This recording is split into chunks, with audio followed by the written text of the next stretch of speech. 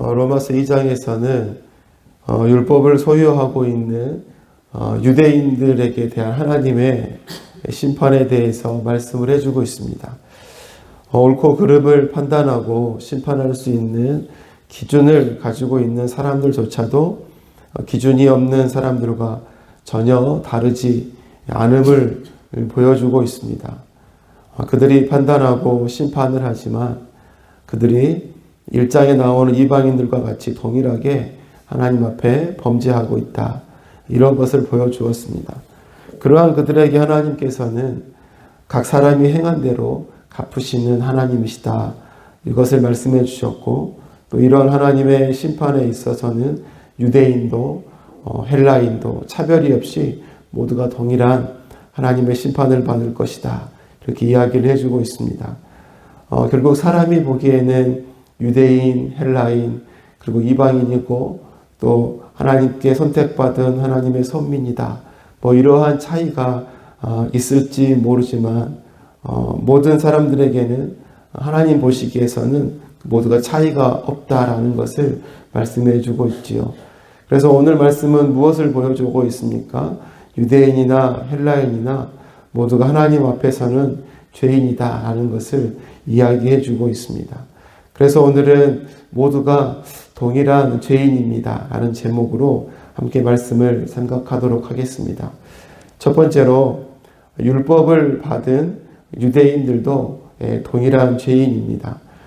오늘 12절 말씀에 율법을 모르고 범죄한 사람은 율법과 상관없이 망할 것이요 율법을 알고 범죄한 사람은 율법을 따라 심판을 받을 것입니다.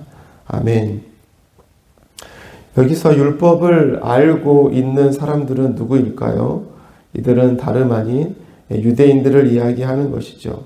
하나님의 선민이고 또 하나님의 말씀을 가지고 또 옳고 또 바름을 심판하고 판단했던 그 사람들이었습니다. 그런데 이 유대인들을 향해서 무엇을 말씀해 주고 있습니까? 바로 율법을 알고 범죄한 사람이다. 율법을 알고 범죄한 사람이다. 이렇게 말씀을 해주고 계신 거죠. 로마서 2장 이 3절의 말씀을 잠깐 보면 이렇게 되어 있었죠. 이런 일을 하는 사람들을 심판하면서 스스로 그런 일을 하는 사람이여 그대는 하나님의 심판을 피할 수 있을 줄로 생각합니까? 자신이 알고 있는 율법으로 남을 판단하고 정죄하기를 잘하는 사람이었어요. 그런데 그 또한 자신이 판단하고 정죄하는 사람들과 같이 동일한 죄를 범하고 있다. 이것을 말씀해 주고 있는 것입니다. 율법을 받은 민족, 또 하나님의 선민이라고 생각을 가지고 있다고 할지라도 그것이 그들의 의로움을 또 하나님 앞에 선함을 보장해 주지 못한다는 것이죠. 이들은 오히려 그들이 잘 알고 있는 그 율법에 따라서 하나님께 심판받을 것이다. 이렇게 말씀해 주고 있는 것입니다. 이처럼 율법의 소유가 유대인들의 범죄를 덮어주지 못하는 것입니다. 하나님의 심판을 막아주는 방패가 될 수 없다는 것을 보여주고 있는 것이죠. 이처럼 율법을 받은 유대인들도 하나님 앞에 다르지 않고 철저히 죄인이었다라는 것을 보여주고 있는 것입니다. 두 번째로 율법을 받지 못한 이방인들도 동일한 죄인이라는 것이죠. 11절 말씀이었습니다.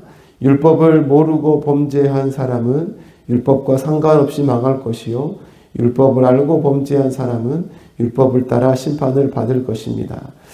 동일한 말씀을 두 번 읽었습니다. 율법을 모르고 범죄한 사람들은 누구를 가리키고 있습니까? 로마서 1장에서 언급해 주었던 이방인들을 가리키고 있는 말씀이겠죠. 로마서 1장의 말씀을 통해서 이방인들의 범죄함은 우리가 너무나 잘 알고 보았습니다. 하나님의 영광을 썩어질 이 땅의 것으로, 즉 우상으로 만들고 또 욕심과 정욕대로 살아가고 온갖 불의한 것과 악한 것들을 그의 삶에 채웠던 사람들을 1장에서 보여주었죠. 이러한 그들의 모습을 볼 때 이런 이방인들의 모습은 너무나도 추악한 죄인의 모습을 잘 보여주고 있는 모습이었죠. 근데 이러한 이방인들이 하나님 앞에서 우리는 율법을 몰랐습니다. 율법을 몰랐기 때문에 이런 죄를 지었습니다. 우리가 율법만 있었으면 이런 죄를 짓지 않았을 거예요. 억울합니다. 라고 변명할 수 있을까요?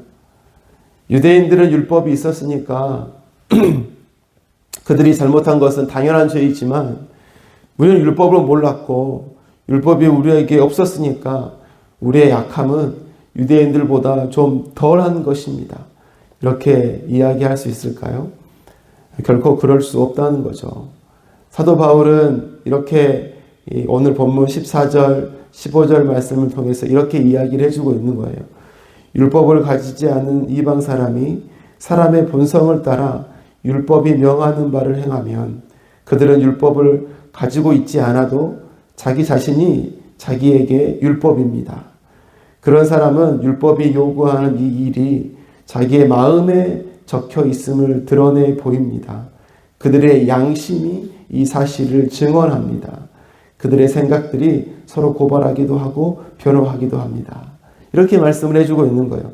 사도 바울은 하나님은 사람의 본성에 그 마음에 양심에 율법의 일을 행할 수 있도록 하셨다. 이렇게 말씀을 해주고 계신 거죠.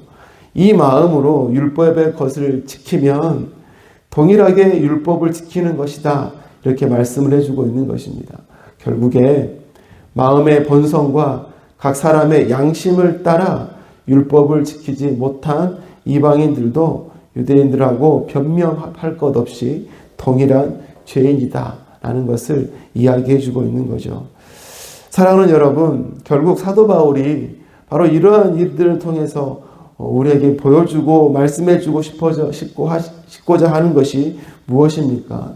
결국 세 번째 대지의 제목인데요. 바로 결국에는 모든 사람이 모두가 하나님 앞에서 동일한 죄인이라는 것을 드러내 보여주고 있는 것입니다. 13절 말씀에 하나님 앞에서는 율법을 듣는 사람이 의로운 사람이 아닙니다. 오직 율법을 실천하는 사람이라야 의롭게 될 것이기 때문입니다. 여러분, 율법을 통해서 의롭게 여김을 받을 수 있는 사람은 오직 한 가지인 거죠. 그것은 그 율법을 모두 전부 다 실천함으로 의롭게 될 수 있다는 것입니다.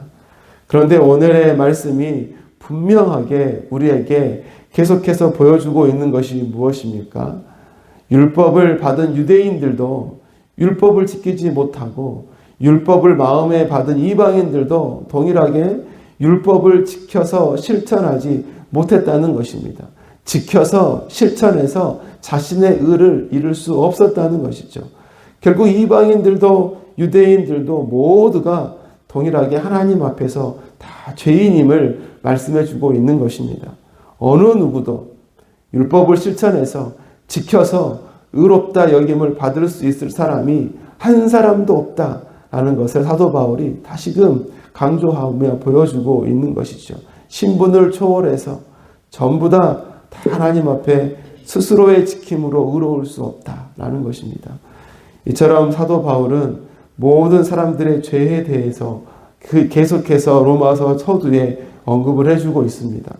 로마서 1장은 이방인들의 죄에 대해서 이야기했고 로마서 2장은 유대인들의 죄에 대해서 언급을 해주고 있습니다. 그리고 이어지는 로마서 3장에서는 그러므로 모든 전 인류가 다 죄인이다라는 것을 말씀을 해줄 것입니다. 이것이 사도 바울이 로마서를 이끌어가는 논리의 전개의 방법이죠. 즉 모든 사람이 죄인이라는 것을 먼저 다 강조를 하는 것입니다. 그리고 나서 그 죄인들에게 베풀어 주신 하나님의 은혜가 어떠한 것인지를 보여주고 있고 이야기를 끌어가는 것이 로마서의 전개의 흐름인 것입니다. 사랑하는 성도 여러분, 우리는 지금도 동일한 세상 속에서 우리가 살아가고 있는 것입니다. 의인은 없나니 여러분 하나도 없다고 말씀하신 그 말씀대로 모두가 하나님 앞에서 죄인으로 살아가고 있는 것입니다. 다른 것이 있다면 여러분 율법을 지키고 실천해서 이룬 의가 아니라 하나님의 은혜로 주신 의를 입은 사람들로 우리가 살아가고 있다는 것이죠. 여전히 죄와 싸우는 삶을 살아가지만 하나님께서 우리를 의롭다 여겨주신 그 은혜를 입은 자로 죄와 싸우며 살아가는 삶이 저와 여러분의 삶이라는 것입니다.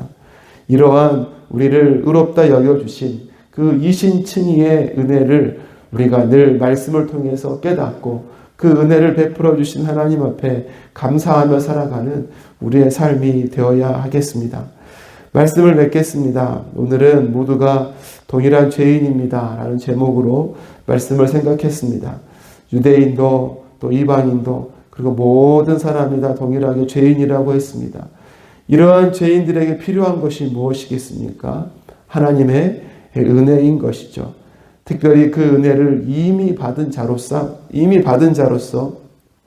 죄의 본성을 버리고 하나님의 사람으로서 의의 삶을 오늘도 살고자 힘쓰며 노력하시는 저와 여러분의 삶이 되시기를 소망합니다.